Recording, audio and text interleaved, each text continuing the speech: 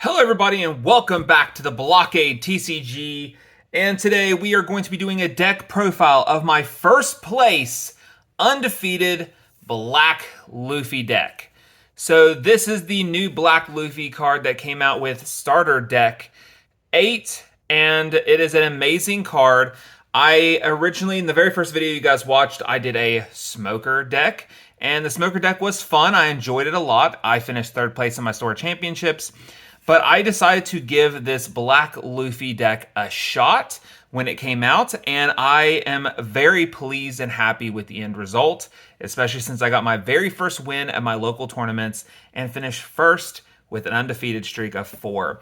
In my matches today, I faced one Big Mom, one of the Yamatos from the new starter deck. I faced one of the Smoker was my third game, and then my fourth and final game was against a blue Crocodile deck. So that was the decks I played up against. So I already opened up the packs from it. I meant to do that on screen, but I just got excited. I did pull these 5 as my random cards.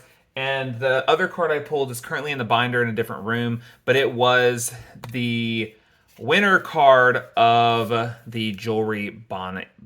So I did win that as well. But let's go ahead and get into the deck profile here, guys, real quick. So let's start off by talking about the captain himself, Luffy. So basically how Monkey D. Luffy works for this deck is on your turn, when a character is KO'd, you can give one of your rested Dawn cards to him. So basically, you're going to swing with all your characters first and then go with him as your last attack. So that way, if you potentially take out some targets, you can give him those rested Dawn and make him swing for a lot harder.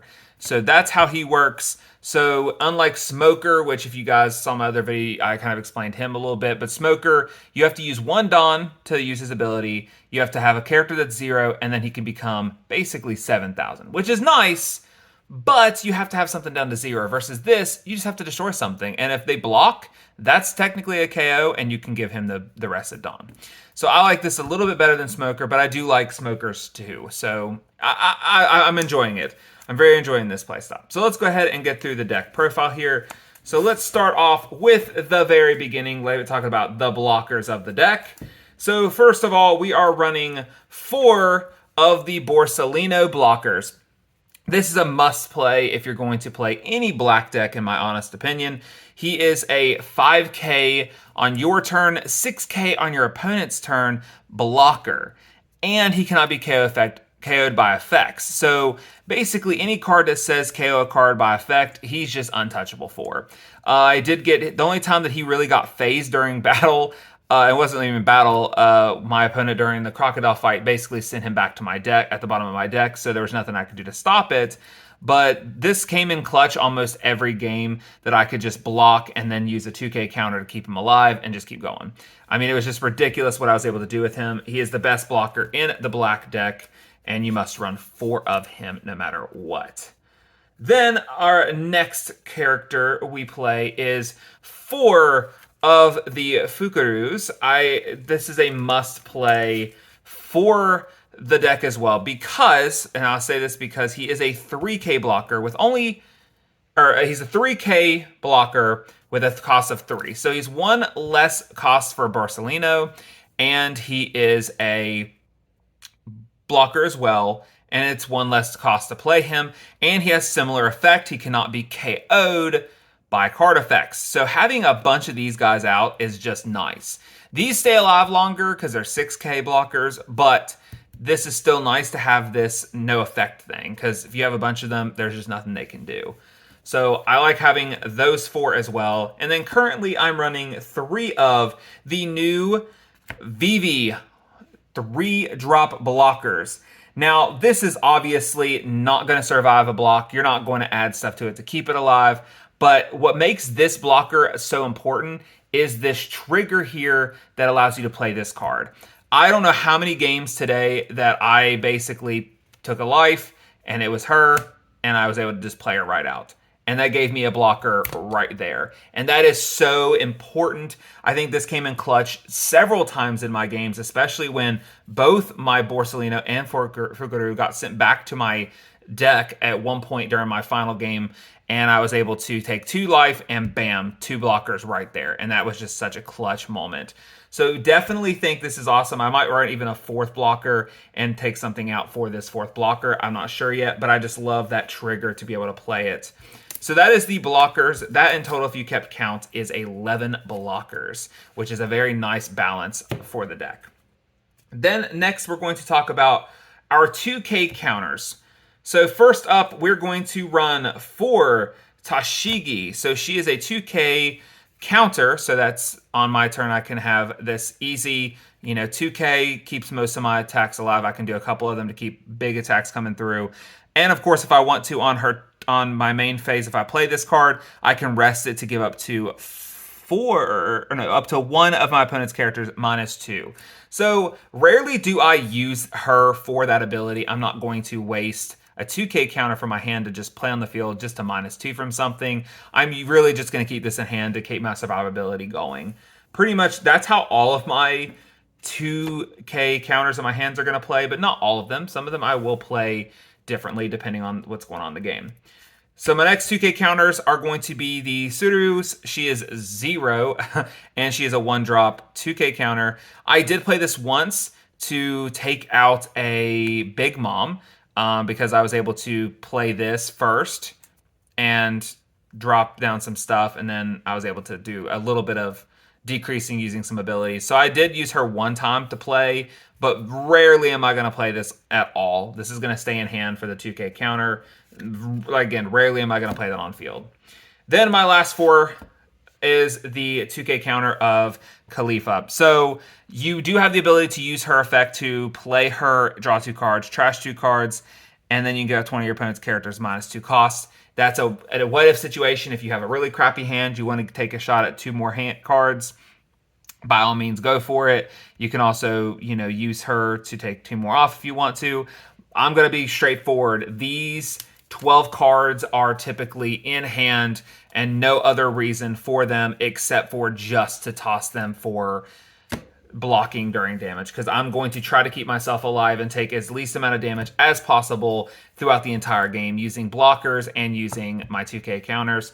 That's pretty much how this deck's going to run. I'm going to keep myself alive so I can get to the end game and play some big heavy hitters and go for the kill. Then I run 4 1K counters, but these have multiple purpose. So I have Kaku.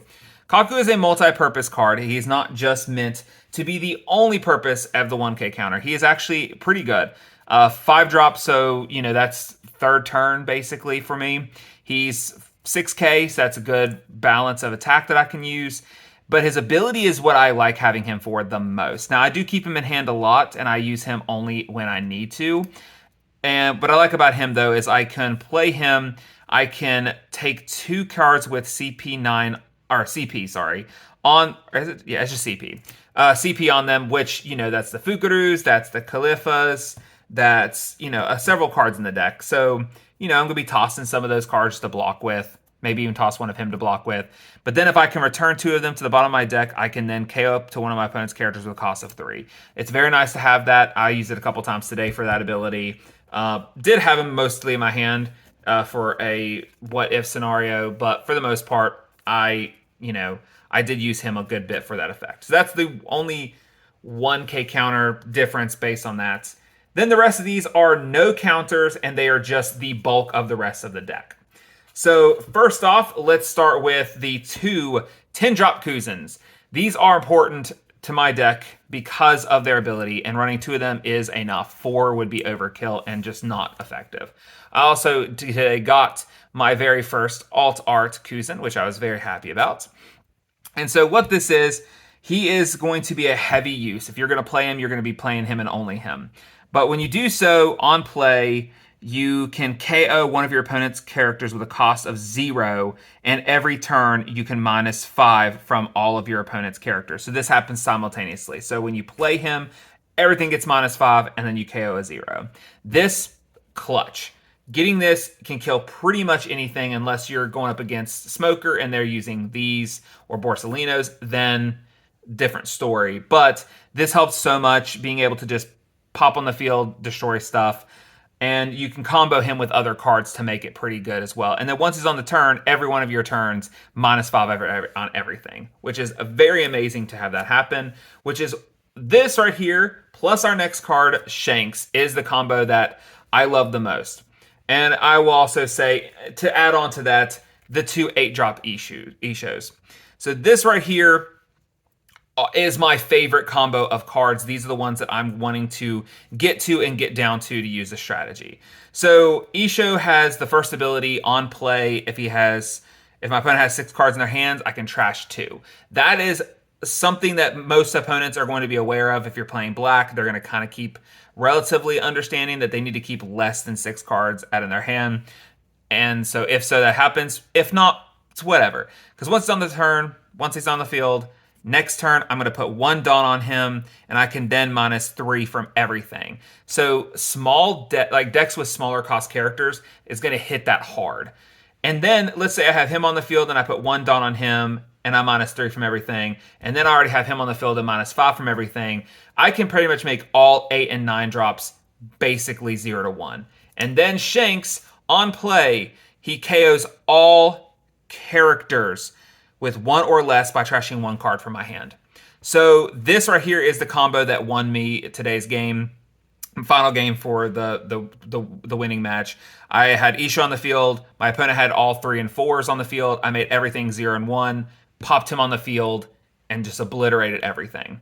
And then from that point on, he had pretty much nothing to use at that point against me, and then I was able to just kind of finish off life. But this is the combo right here. These 3 are going to work well together to basically trash an entire field and do the damage you need, and then kind of take control of the game. So love that combo. If anything I make changes on, I'm going to maybe run 1 more Shanks in here just so I can guarantee a little bit more likelihood of drawing that Shanks later on. I was just lucky in that point. Then up next, I'm running 4 Sakazakis. This might change to 3. We'll see. At one point, I had 4 of these on the field, so that's kind of what I'm hesitant of removing any of them, because I did have a good time with these. Basically, on play, trash a card, KO a 5 or less character. And most early game, that's going to pretty much kill most early game stuff, blocker, so on and so forth. So like this, I had 4, really good card, and 7,000, can't beat that. It's just a good card to have. Then the other one that there's no way I'm running less than 4, and that is my Koozen 4-drops. Koozen 4-drops, I'm not going to decrease at all. This is just a great card. Early on, this is probably, unless I have Borsalina, this is probably my second turn play, because I'm just going to be able to pop this out. Well, it depends. If I'm going second or a first, it might be my third game play. But either way, on play, draw a card, and then every turn that I swing for an attack with him, I can -4 from 1 character. And that's just nice. I mean, it just helps you kind of use your abilities wisely. And I just like him. He's just a good card to have, and he's the target. He is going to be a target for a lot of your opponent's attacks. Now, that's the end of the characters. Now let's jump into our events real quick. So we run 4 Shockwaves. This is a must. I don't think any lower than this for the deck. It's a counter that up to you can play on your opponent's turn for a counter that up to one of your leaders or characters gains plus 4,000 during this battle, and then you KO one of your opponent's active characters with a cost of 3 or less. Just perfect. Not only do you block, but you can KO something and get it off the field. Then if you get him as a trigger, you can KO one of your opponent's characters with a cost of 4 or less, which is nice as well. So either way, trigger in your life, or if you have it in hand, just a nice 2-drop event card that you just need to play. I don't think there's any better personally black event cards that you can run than that. Then you're going to run, I run 2 of the Tempest Kick Sky Slicers. This is the personal choice. On main phase, I can KO up to one of my opponent's characters with a cost of 0, or your opponent's stage with a cost of 3 or less. So it's just nice to have the option if I just want to get rid of a stage that's too annoying, or if I want to KO an opponent's character that's 0 based on if let's say I already have Isho out or one of them and I've gotten something down to 0, then this is just a nice pop it off to still have 8 open Dawn for that. Then I run 2 of the 6 King Pistols. I love this card because I don't have to use any Dawn, I just have to sacrifice a card. Sometimes I have way too many of the Sakazakis and I can spare one. And if I do trash a card, I can, up to one of my leaders or characters gains plus 3,000. Then if this card is in my triggers, I can draw a card and then KO one of my opponent's characters with a cost of 1 or less. So this helps against Zora mostly. Not many decks run a 1-drop, but still pretty nice. And you don't have to play any Dawn, you just have to sacrifice a card. And then last but not least, just 2 of the Great Eruptions. I like having the option for Great Eruption because it's a 1-drop. I can get 1 card and -2 from a character. Sometimes -2 isn't going to be a big deal. It depends on what I'm doing, what I'm playing. You know, just overall might not be as helpful, might not be worth it. But the draw power. I love having this to be like, you know what? I need to search for another card. Let's test another one. Let's test another draw. So that's the events. I might make some changes to events later on. This might be an altered change later on to change up my events. But for now, I like the pacing of the events so far in this deck. Pretty much, if I make any changes, I might add 1 more of the trigger VVs, and I may add 1 more Shanks. At the most, that would be the only changes I would make right at this moment until maybe... especially when set 4 comes out. Set 4 comes out, I'm going to probably make a few sacrifices and throw in the Sabo blocker because he's just a nice card to have. I'll probably run 4 of him. I probably will take out the Fukurus because I still love having the option for VV as a trigger card, but we'll see. We'll see what changes I decide to make later. I may even remove some 2K counters and put more blockers. Who knows? We'll see what happens. I'll test some stuff out. But right now, this deck right here is amazing. I got my first win with it, undefeated, 4-0, and I'm very happy with this first place finish. So tell me, guys, in the comments below what you think of my Black Luffy build. If you have any suggestions of what you think you would do differently, and what your thoughts are of this deck in general, and your comparison of it against other black decks in the set. I personally love Smoker. I still love to play Smoker. Honestly, with the way I've built this deck here, I think I could just play either one of this in this deck and be pretty decent regardless of which one I like. I just like the ability to have him because if I play him, KO a character, I get 1 Dawn from that. Or, for example, if I play him and I kill 5 things using him, then that's 5 Dawn that gets attached to him and makes him a 10k that turn, and boom, swinging for 10 instead of 5. So I just like the ability to have this because I can make him pretty strong if I combo correctly. So, but thank you guys for watching the video. I hope you enjoyed today's deck profile, and we will have more videos for the rest of the week, so come check those out as well. Thanks for watching, and I will see you guys next time.